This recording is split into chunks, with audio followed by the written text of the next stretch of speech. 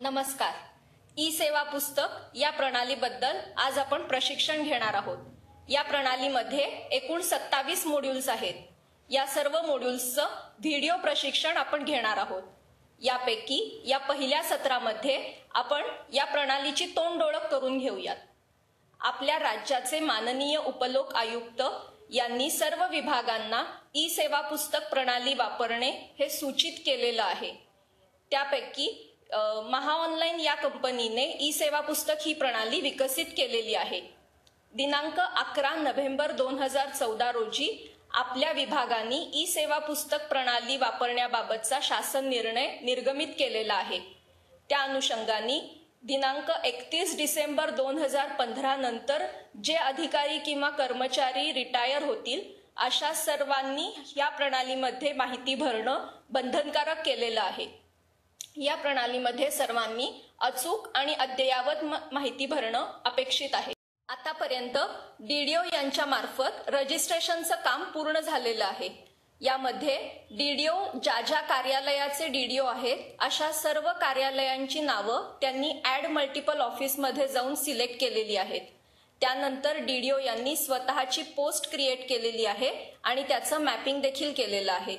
त्यानंतर हे डीडीओ ज्या एम्प्लॉईजचा पगार काढतात अशा सर्वांची नावं आणि त्यांची माहिती त्यांनी employee post creation and mapping या टॅबमध्ये जाऊन पूर्णपणे भरलेली आहे. त्यानंतर सर्व एम्प्लॉईजना त्या संबंधीचा एक SMS देखील आलेला आहे आणि त्यांनी नोंद केल्याप्रमाणे त्यांना एका ईमेल वरती सुद्धा त्याबद्दलचा मेल प्राप्त झालेला आहे. आता यानंतर या सर्व अधिकारी आणि कर्मचाऱ्यांनी माहिती पुढे कशी भरायची ते आपण पाहूया. सगळ्यात प्रथम इंटरनेटला कनेक्ट करून आपल्या विभागाची जी वेबसाईट आहे https://wrd.maharashtra.gov.in यावर क्लिक करावे.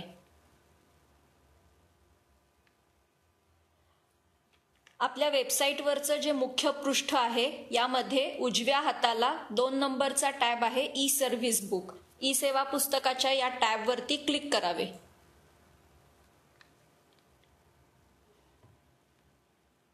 त्यानंतर असा स्क्रीन तुम्हाला दिसेल.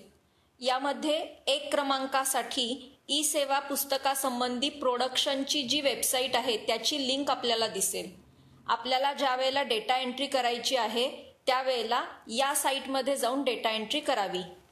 क्रमांक 2 मध्ये ई सेवा पुस्तकाची टेस्ट साईटची लिंक आपल्याला दिसेल. जर आपल्याला प्रॅक्टिस करायची असेल किंवा अन्य अधिकारी कर्मचारी यांना प्रशिक्षण द्यायचे असेल तर या लिंकचा वापर करावा. परंतु रिअल टाइम डेटा एंट्री करण्यासाठी फक्त प्रोडक्शन साईटचाच वापर करावा. आता आपण प्रोडक्शन साईटवरती म्हणजे क्रमांक 1 ला क्लिक करूया. त्यानंतर महाऑनलाईनची ही वेबसाईट आपल्याला दिसेल. याच्यामध्ये लॉग इन ID आणि पासवर्ड एंटर करायचा आहे. आपल्याला जो SMS आलेला आहे त्यामध्ये आपल्याला आपला लॉग इन ID कळाला असेल आणि त्याचा पासवर्ड 1234 असा आहे. आता इथे मी माझा लॉग इन ID एंटर केलेला आहे आणि माझा पासवर्ड 1234 असा टाईप करून मी लॉग इन केलेला आहे. आता लॉग इन झाल्यानंतर तुम्हाला चेंज पासवर्डचा हा स्क्रीन दिसेल. याच्यामध्ये तुम्हाला करंट पासवर्ड जो 1234 आहे तो एंटर करायचा आहे. तुमचा नवीन पासवर्ड एंटर करायचा आहे आणि तो पुन्हा एकदा कन्फर्म करायचा आहे. यासाठी तुम्हाला कमीत कमी 6 कॅरेक्टर्सचा पासवर्ड एंटर करायचा आहे, ज्यामध्ये 1 कॅपिटल लेटर असणं आवश्यक आहे, 1 स्पेशल कॅरेक्टर असणं आवश्यक आहे आणि हे 6 कॅरेक्टर्स अल्फा न्यूमेरिक अशा पद्धतीचे असावेत.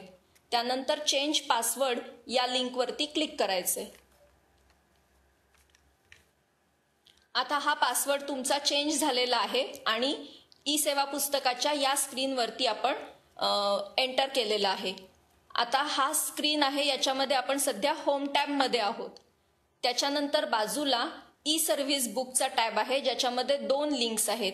एक सर्व्हिस डेटा एंट्रीसाठी आणि दुसरा सर्व्हिस बुक रिपोर्टसाठी. त्यानंतर 3 नंबरचा टॅब आहे तो लीव्हसाठी आहे.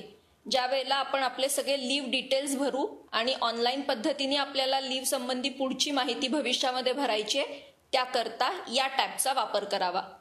त्यानंतर त्याच्याच बाजूला लॉगआउटचा देखील ऑप्शन आहे. तुम्हाला जर तुमचा पासवर्ड पुन्हा एकदा चेंज करायचा असेल तर इथे उजव्या हाताला चेंज पासवर्डचा ऑप्शन आहे, जिथून तुम्ही पुन्हा एकदा पासवर्ड रिसेट करू शकता. आता इथूनही आपण आपला पासवर्ड चेंज करू शकतो. या होम टॅबमध्ये उजव्या हाताला युजर मॅन्युअलचा एक ऑप्शन आहे, ज्याच्यामध्ये ई सेवा पुस्तकामध्ये कुठली कुठली सब मॉड्यूल्स आहेत, त्यामध्ये काय डेटा एंट्री करायची आहे याची सविस्तर माहिती युजर मॅन्युअलमध्ये दिलेली आहे. आता सर्वप्रथम तुमचा जो चार्ज हेल्ड आहे तो इथे आपल्याला दिसेल. तर प्रत्येकाने हे कन्फर्म करायचंय की तुम्हाला जो चार्ज हेल्ड म्हणून इथे फील्ड दिसतंय त्यामध्ये आपलं जे डेझिग्नेशन आहे ते बरोबर आहे ना याची खातरजमा करून घ्यावी. आणि जर यामध्ये काही एरर असेल तर ते संबंधित DDO यांच्या निदर्शनास आणून द्यावं. आता मी कन्फर्म केलेलं आहे की माझा चार्ज हेल्ड हे जे पोस्ट आहे हे बरोबर आहे. आता मी ई सर्व्हिस बुकमध्ये सर्व्हिस डेटा एंट्री या टॅबवरती क्लिक करते.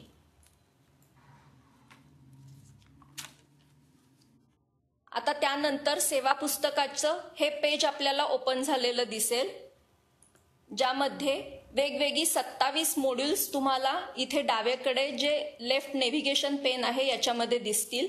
या सर्वांसाठी आपण एक वेगळं मॉड्यूल तयार केलेलं आहे आणि या 27 मॉड्यूल्ससाठी आपल्याला ही सर्व माहिती आपल्याला त्याच्यामध्ये व्हिडिओ प्रशिक्षणाद्वारे आपण माहिती करून घेणार आहोत.